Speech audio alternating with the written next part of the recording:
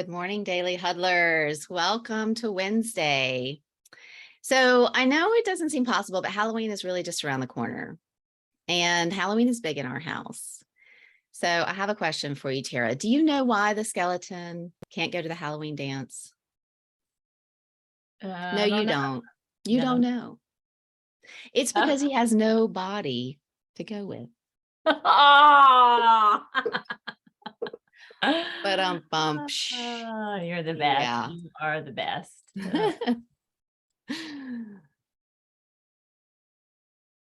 Okay, I'm sorry. That was awesome. Yes, well, I got kids in the house, so we always got these fun jokes.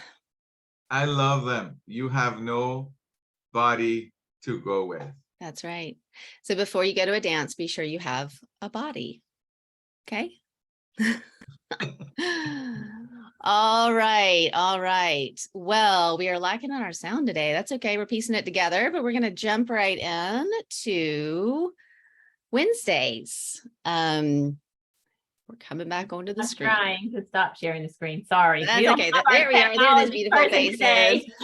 We did it. Oh, well, welcome everybody. This is Wednesday where we get to talk about everything relationships and communication. Tara and I are so passionate about this because we know that better communication builds better relationships, which builds better worlds. So better business, better communities. So here we are. And our question today, it's more of a statement. It's building off of last week. And it is Seizing Joy Part 2, Be Empowered by the Biology of Joy.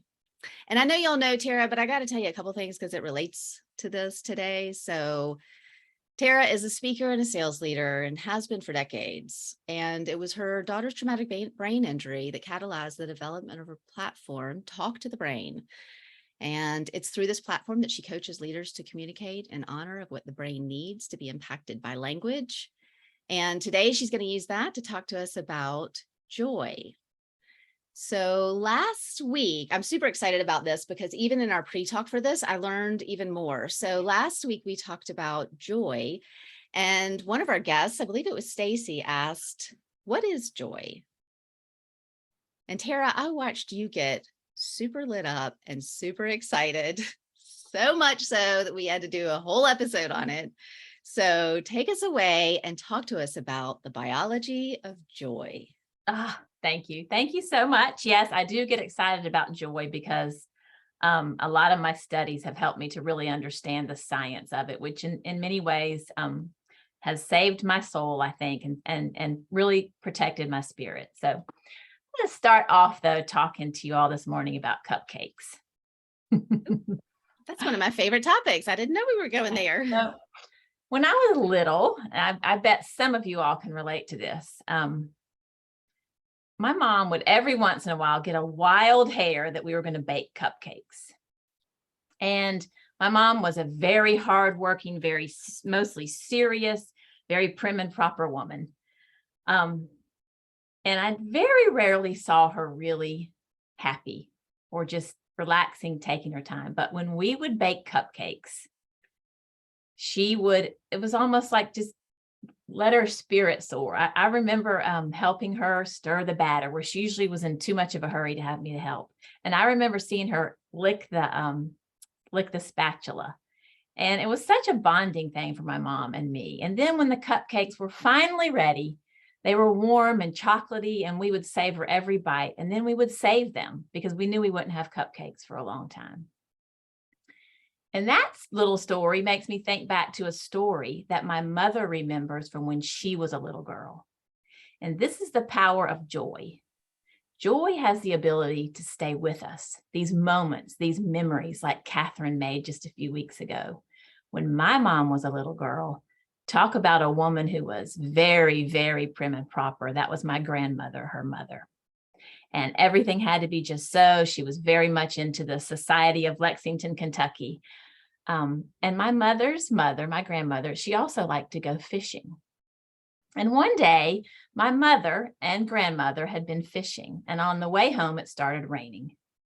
And the puddles were filling up as they got closer and closer to home. And almost home, my mom looked at my grandmother and she said, "Mama, can I sit in this puddle? And my grandmother looked at her and she said, sure. Then she said, scoot over. And they both sat in this puddle in the rain. And my mom, up until she died, still remembered that memory. That is seizing joy. And how simple was that? That she only didn't say no to her daughter. We have places to go, things to be. I don't want your clothes dirty, which is what was expected. But not only did she say, sure, sit in the puddle, but she joined her in sitting in that puddle. Now, had my grandmother said, yes, Nancy, you can sit in the puddle, and been a little bit irritated by it, my mother may or may not have ever remembered that. I would probably think no. So where are we today with opportunities like this? And here's where a lot of the fascinating science comes in. In the 70s, in the 1970s and in the 1980s, everything changed as it relates to abundance and our ability to grasp into pleasure.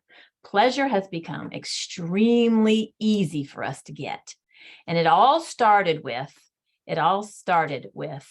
the tobacco companies, believe it or not, purchasing food companies. R.J. Reynolds, which is now Philip Morris, or I think they've merged, they purchased Kraft, they purchased Nabisco, they purchased General Foods. Why did they do that? Because they realized that they had a special formula to get people to want more and more and more of something in the tobacco company. So they said, hey, we'll take it to the food company. And that's how Little Debbie cakes were born, and the easy ability to go buy Doritos and go buy anything that's shiny and savory and yummy. And we started having this ability to snap and grab pleasure at every moment. That's pleasure. Open them a bag of Doritos, why would we bake a cupcake today? We can go through a drive-through and get a cupcake. We can grab them at the grocery store. So our bodies have become over time addicted to pleasure, which is dopamine. And dopamine, we're all addicted to it. So fast forward to today. What are we addicted to that gives us dopamine? Can you think of a few things, Kathryn? Oh gosh, the phone. Yep. Hands down, the phone, TV, any device, I would think, any screen. That's probably, I would think, the biggest. I mean, as we all know, that's such a huge conversation today. We grab that phone hoping for pleasure. What's really sad about it is sometimes we don't get pleasure. We pick it up, we turn it over, we open our email maybe, and there's something that causes us stress. So we're out to dinner with someone we love. They go to the bathroom. We check our phone. Oh no, I can't believe I didn't win this account. And it affects our whole mood. So we're after pleasure with that cell phone. We don't always get it though, which is very challenging for our physiology. But there's also shopping. There's also alcohol. There's also anything that's sugary, sweet, fat. All those things are dopamine. And what those are doing is two things today. One is we are after more and more and more pleasure because we're either doing one of two things. We're seeking joy, or we're trying to avoid pain. Mm-hmm. What best masks our pain or our grief or our stress? We can mask it, but what we're doing is we're masking it with stimulants, caffeine, nicotine, sugar, all stimulants, which we think are helping us to ease our stress, and they're contributing to it. So with this information, what do we do? And I want to give probably the most powerful example of the addiction to dopamine and how it affects people, millions of people every day. And it is in the world of dieting. I don't know about you all, but I know many, many people who have gone on a diet. And then after they lose 20 pounds or so, whatever the case may be, slowly they just fall off the wagon. They're back to their old habits. It's if somebody could have the answer to this conundrum, they would be a multi-billionaire. There's no doubt. Here's what's happening in the brain when we go on a diet. We first get on the diet, we're highly motivated, and every morning we get up, we check the scale, we might check our blood pressure, and all these things start to bring us pleasure, bring us satisfaction, even some serotonin because we were losing weight and our blood pressure is going down and whatever, and our pants are looser and we feel excited about that. So we've traded the dopamine addiction to maybe our sugary foods or whatever we were eating to that hit of dopamine when we jump on the scale or we try on our jeans. What happens with a diet? Eventually that fades. And so there we are again, left with now, how am I going to get my dopamine? How am I going to get my pleasure? I'm not jumping on the scale and losing 2 and 3 pounds a week anymore.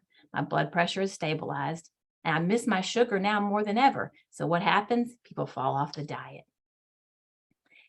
If we could understand some other opportunities to get pleasure and joy, which really go together, then we are empowered to not continue to lean into activities that really are escalating our stress. Another really powerful thing to watch out for is caffeine. Caffeine is one of the most addicted chemicals, as you all know, in the world today. So we think we need it to wake up and to get ourselves going. But what if we could do something else to get ourselves fired up? Yes. What is that? You've gotten me a little bit depressed, I have to admit. You've described a cycle I've been on at many times, you know, whether it's picking up the phone or, you know, going on a diet or whatever. And so what can we do? Yeah, so I'm not suggesting that we don't drink our cup of coffee. I certainly love mine. What I'm suggesting is that once we understand joy and how it connects with pleasure, then we may not have as much a need for a second and third and fourth cup of coffee, which is more dopamine, which is more pleasure. Okay, so let's talk about joy for just a moment. Let's go back to my mom and my grandmother sitting in that puddle, or me helping my mom bake the cupcakes. Yes, the cupcakes gave me pleasure, but the experience of creating those with my mother gave me joy because it elevated oxytocin and sometimes vasopressin and serotonin in my mind and in my body. And we have opportunities to do that every day. A lot of them fall in the tenets of the daily huddle. When we give, when we are generous of our spirit, when we take the time to give of ourselves fully, 100% in the moment, that elevates oxytocin, vasopressin, serotonin, all the things that make us feel fulfilled. And guess what happens? Then we have less of a need to go after the dopamine, the instant pleasure hit. And if we think about it, you can probably think of experiences in your life where all of a sudden you didn't feel the need to go get that second snack or that afternoon candy bar. Tell me about, Kathryn, a meeting that you were in recently where you just said that it was that perfect flow of energy in the room. Tell us a little bit about that meeting. Yeah, it's funny you mentioned that. Yeah, so I was just telling Tara, I was in a meeting, and I'm in a lot of meetings and they're not all that fun, you know, but this one, I showed up a little different. It was 2 minutes before the meeting and I was like, this is going to be different. It was a fun project. Quickly got some things together and I stepped out on a limb and tried something that I haven't tried before. And it was super creative and it jazzed up the energy in the room. And that just fed me. And then at one point in the meeting, I noticed the energy was dropping again. And I just said, no, ditch it. Everything we're doing right now, just stop. Come back to that juicy energy we just had. And then it kept going. And like, I felt on top of the world. Yes. So super, super powerful example. And something else is going on here that this is more newly studied. And this is where I just get beyond fired up. So not only was Kathryn being vulnerable in that setting, she was connecting with other people. She was 100% all in, working to build this trusting, loving, rich environment. That's what I just talked about, which we've known for a while, which is elevating oxytocin and vasopressin, which greatly diminishes our need for dopamine. But something else was going on there, and that is in our endocannabinoid system. So don't worry about that word. All you have to do is know that CBD and marijuana make people feel good. Our endocannabinoid system has receptors in the brain.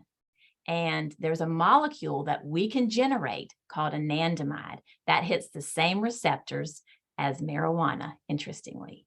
But this is our natural, it's called the bliss molecule. And here's what was going on with Kathryn when she was in that room, fully in the moment, connected to the people, but there's something else that she was doing. And this is key. She said, I was stepping out of my comfort zone. I was trying something new. I was pushing my potential. What the Greeks called this is something called arete. And their philosophy was that when we are at our absolute very best, we are connected to people, we are living in pleasure, which has purpose, and we're reaching for making ourselves better. We're learning, we're growing, we're creating. Another word for this is flow. Kathryn was in her flow state. How do we get into our flow state? High challenge, high skill. That's the ultimate place for flow. If you have low challenge and high skill, you're in boredom. You need dopamine. Okay. If you have high challenge and low skill, you get very stressed out. You need dopamine. But when both of those things are really firing, you are skilled at what you're doing, you are connecting with people, and you are stretching yourself. The Greeks, their theory was that this was the ultimate happiness. And now we have the science to back it up. Wow, that is so cool, Tara. And I'm smiling because we talked about that and you mentioned that and I went, oh my gosh, because I'm super aware of my system and how I feel and am in different states or situations. And I looked back and was like, oh my gosh, the times that I've been the most jazzed up in flow, I have been like abandoning all the like, do it right, be right, look right, say it, and just said, okay, I'm just going to try something new. I'm going to dare to XYZ. And you're saying there's science to prove it, which is so cool. The other thing I wanted to say too is, gosh, when you said high challenge, low skill or the opposite, high skill, low challenge, we need dopamine. Oh my gosh, that is so true. When I get so bored during my day, like if I'm just like, oh my gosh, like this meeting or whatever, that I find myself wondering, like, is it time to eat yet? Should I go turn on the TV? Yeah. And it's like, that's boredom. And then you're saying like the brain is actually seeking dopamine to like, I don't know what, wake it up. I don't know, but that is fascinating. Well, the brain is constantly wanting to be in this peaceful state. And that's why dopamine is so addictive. What I mentioned, the endocannabinoid system, the real purpose of it is to give us homeostasis, to make us balanced. That's why when you're in that meeting and you're in your zone and you're stretching yourself, that's why it doesn't feel frantic like too much coffee, because it's not this big super dopamine lean. When we get too much dopamine, the body says, no, we want you in homeostasis. So the most powerful, the most beautiful place to be in homeostasis is when we are connecting with others and stretching ourselves. Wow. Yeah. We can achieve it when we're by ourselves. There's no doubt about it. When I'm writing, sometimes I know I'm in flow. I know I'm in that perfect place. But the ultimate really, because we build these hormones / neurotransmitters that help us to reduce the need for dopamine, is when we're in community, when we are vulnerable, when we are leaning into opportunities to seize joy, like sitting in that puddle or getting on an airplane, just like you did. Yes, I love it. This gets me so excited. I know it gets you excited. It's like, one, I love a formula. I'm like, oh, I can do this, right? And I'm curious, I want to open it up and see what questions are coming up. I've got several more, but I'm curious what's showing up for other folks. Of course, Stacy, yes. You weren't here, Stacy, but I want to tell you this was sparked from your question last week. What is joy? So wow. Okay. yeah. That's So Saltira gets so awesome. excited and we said, let's do a whole episode on it. So it's perfect. You have a question. Oh, wonderful. Oh, thank you. I'm glad that happened. I'm definitely gonna have to catch the recording. You catch the very beginning of this. Sorry, I was late. I definitely have a question. I'm headed back to teaching and our retreat. I'm a professor, so like our teaching starts on Monday, meeting with students. But tomorrow is our annual beginning of the fall semester kind of retreat and what we call our planning day. I'll be honest, I'm not necessarily looking forward to really being back in person. I think the Zoom culture has just, my introvert maybe kicked in, and it was like, oh, we can go from one meeting to another in a split second. I'm like, I heard that last part about the perfect formula is when we're stretching ourselves, and I got like meeting with others, right? Or being with others. I'm not necessarily looking forward to this with my colleagues. I like my colleagues and everything, but this doesn't, I'm wondering about this perfect formula that you're thinking about. I'm like, how can I tap into that? How can I get that like by tomorrow, especially by Monday? Well, I love that question because it really it caused me to leave something out. And that is that not everybody is going to achieve this flow state, this really ultimate feeling of joy in the same way. So I too am somewhat of an introvert, and that surprises people because I'm social, but I prefer either like a one-on-one conversation, this rich, deep conversation with one person or maybe two. But the one-on-one is me, or I like a microphone and 1,000 people. But like a cocktail party, like walking around talking about the weather and what the cocktails are, that's very stressful to me. So what I would recommend to you is know yourself, know what really brings you joy, and make sure that you are, if you tap into it before your retreat, connect with a few people early on, ask rich, deep questions, tell them what you're concerned about. Anything like that will elevate your joy. But also, Stacy, you're not the only one this way. I'm this way. So during your retreat, we know, especially if you don't have a predictive index or strength finders for everybody, we know that some people like the one-on-one, some people like the group. Everybody's different. What do we do about that? We give both. Do breakouts, 2x2 breakout sessions. Have the folks come back to your retreat and not talk about themselves, but talk about the other person, which is a much more comfortable opportunity, for example. So figure out what your flow state is, how you can achieve it. And there are many ways, and then make sure that you lean into that. Sometimes we have to be in spaces that aren't our comfort zone. Certainly I love that. And I would love to build on that and say, like, it's exactly what you said, know yourself. Like for me, big groups sometimes just bring me stress too. So, but I would see, how can I grow myself? What can I do that's going to be daring? And that's vulnerability, right? I think like Tara's saying, that's the 2-on-2, the small groups. Or is there something you can challenge yourself to do that would be, because that's what I did in that meeting. I got an idea, never done it before, 3 minutes before, put it on and just totally leaned in, So is there a theme that you can hold throughout that retreat that can challenge yourself to grow a little bit? Yeah. Awesome. Thank you so much for that. That is awesome. Thank you. Yeah, of course. Thanks for the question. Stephen. Yes. Oops. I'm finding this fascinating. And I was just thinking, my brain was having a little problem with daring when we said we got to do something daring. And I think Stacy was picking up on it too. It seems like we really need to be like, I don't know, climbing a rock for the first time that we've never done.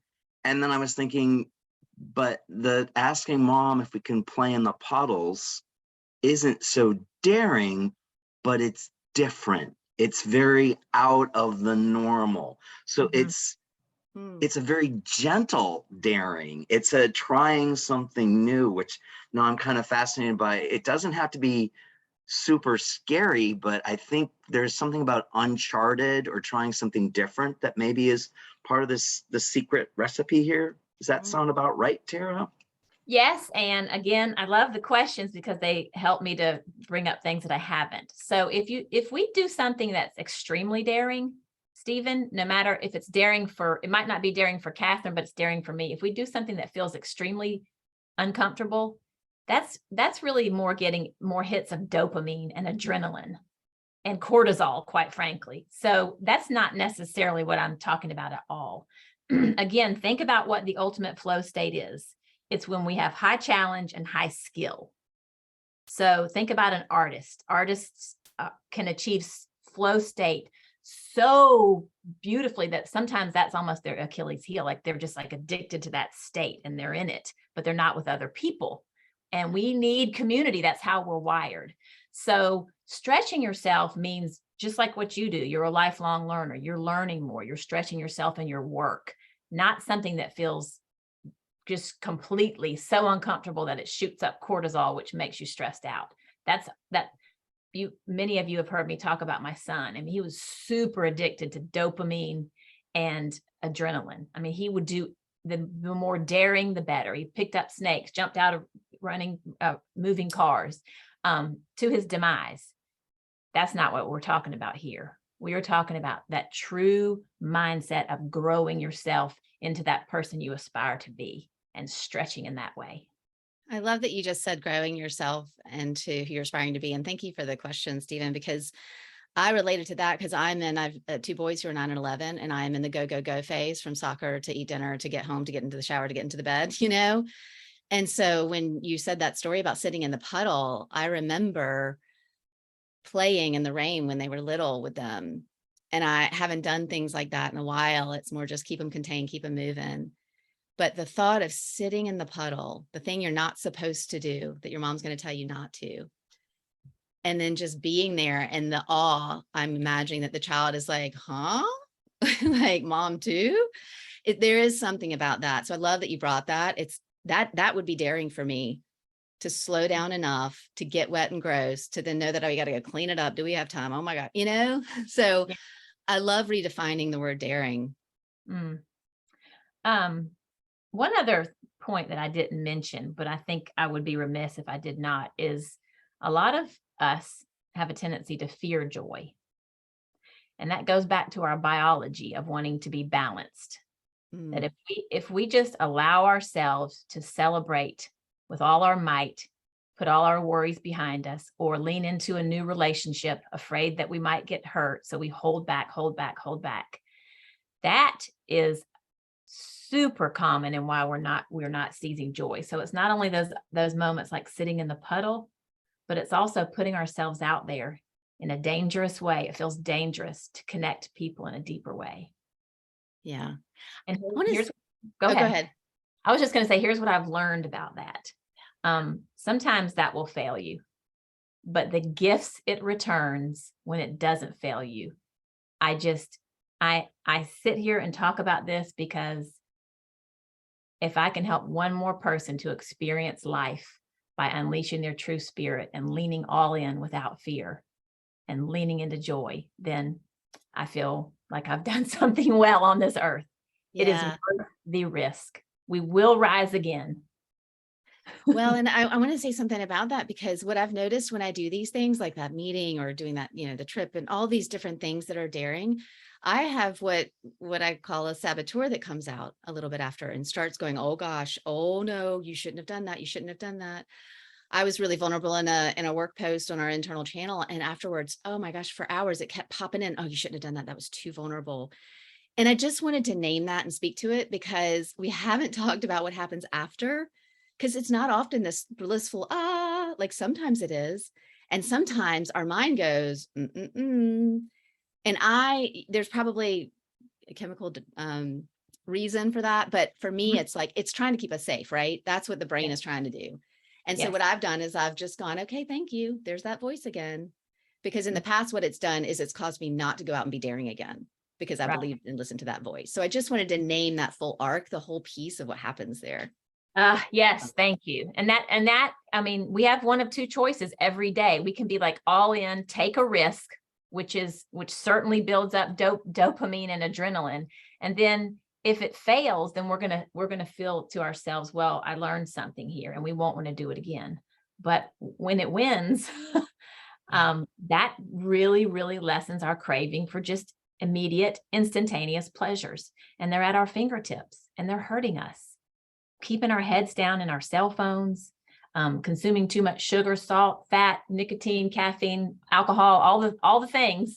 And speaking of alcohol, that's really what we need to buffer all the stimulants we give ourselves every day. I mean, that's what we're doing to ourselves. It gives us something called GABA waves, because we're hopped up on something called glutamate, and we're just firing high all day on anything that feels pleasurable. And part of it is we are seeking to escape our pain. Oh gosh, this has been so good. I can't believe we're at time. I feel like we could talk about this for hours, but thank you so much, Tara. What I love about this is like you said, it's like this formula. It's like decoding what we're experiencing on some level. Like all of us are experiencing this because this is what the brain does. So yeah, thank you for bringing that wisdom. You know what? What's cool about this is, as I close us out, I'm going to take my time with our tenets, because they all speak to the biology of joy. Ooh. And so I will start with love. When we give and allow ourselves to receive love, we are elevating our oxytocin and vasopressin, and that's causing us not to need more pleasures. It's a better way to experience life. When we give, We are elevating serotonin, which we crave, and also helps us not to need those immediate pleasures of life. So give of yourself, of your heart, take that risk. When we get our sleep and stress less, so important to our biology. It lowers our cortisol, and cortisol, which I know you all have heard of. Our cortisol it causes us to need more dopamine, and it doesn't allow for those pleasurable hormones to come in. So get your sleep, try to reduce your stress, eat more plants. The brain and the gut are connected. The microbiome will thank you because that sets the foundation for more of these happy, feel-good chemicals. And don't forget to laugh out loud. Talk about not needing extra dopamine. When we throw our head back and find reasons to take life with laughter, that fires up our endorphins, again, putting us closer to that flow state. And the last one is not only move your body, but I want to challenge you to have a dance party with people that you love, and do it without alcohol. Just crank up that music. Tell your friends, your family that we're having a dance party in the kitchen. Talk about a flow state. Thank you all so much for coming to the Daily Huddle. I love you all, and I hope this has been a perfect way to start your day. Thank you, everybody. Love it. Thank you so Thank you. much. Thank you. That was awesome. Amazing, ladies. Thank you so much. Mhm. See you later. Bye. Bye. See you all tomorrow. Thank you. Thanks for coming, Stephen, I Marilyn, loved it. I loved it, Tara. Marnie. I can never have too much tea.